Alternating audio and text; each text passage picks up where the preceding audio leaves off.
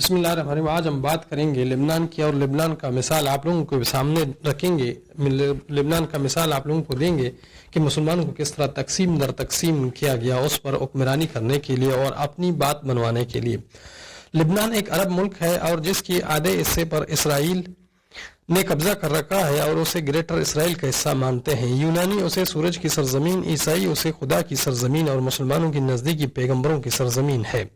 اس ملک کا اکثریت مسلم آبادی پر مشتمل ہے، لیکن حکمران کرسچن ہوتا ہے۔ اس کی آبادی 70 لاکھ کے لگ بھگ ہوگا۔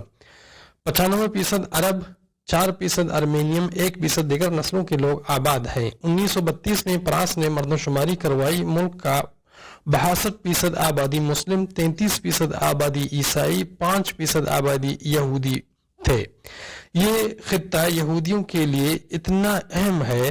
بیروت میں امریکن یونیورسٹی 1866 میں قائم ہوئی۔ عالمی طاقتوں نے 1943 میں اسے آزادی تو دے دی، لیکن ایک ایسا معاہدہ وجود میں آیا جو آج تک لبنان میں نافذ العمل ہے، جن کے تحت لبنانی صدر عیسائیوں میں سے ہوگا، وزیر اعظم سنی مسلمان، اسپیکر اسمبلی شیعہ، ڈپٹی اسپیکر پارلیمنٹ اور ڈپٹی وزیر اعظم یونانی آرتھوڈکس عیسائی ہوگا۔ لبنان پہلے سلطنت عثمانیہ میں، جب سلطنت عثمانیہ کا شیرازہ بکھر گیا تو اس پر فرانس نے قبضہ کر لیا۔ اس کو اس وقت آزادی ملی جس وقت جرمنی نے فرانس پر قبضہ کر لیا تھا۔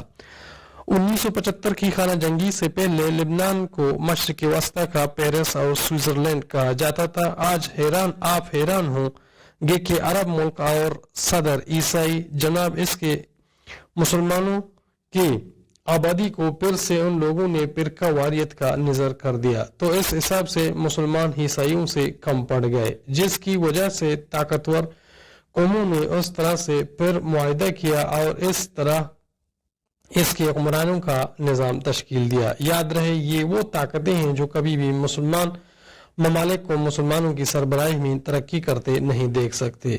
ابھی آپ خود دیکھ لیں کہ جتنے بھی مسلمان ممالک ہیں وہ سب حالت جنگ میں ہیں یا معاشی بدحالی میں گرے ہوئے ہیں۔ وہ مسلمان ممالک جو یہودیوں اور عیسائیوں کی سربراہی میں ان کے حکم کے مطابق چل رہے ہیں، وہ کسی بدحالی میں مبتلا نہیں ہیں۔ یہ سوچنے کی بات ہے، کبھی تنہائی میں بیٹھ کر ضرور سوچ لیجیے گا کہ کس طرح مسلمانوں کو تنہا کر لیا گیا اور کس طرح اس پر حکمرانی جمائے گی، اور یہ حد درجہ کوشش کر رہے تھے کہ اسلام کی نام کو مٹانے کی، لیکن اللہ تعالیٰ نے اسلام کو جس طرح روکے رکھا ہے وہ کسی کی گنجائش کی بات نہیں ہے۔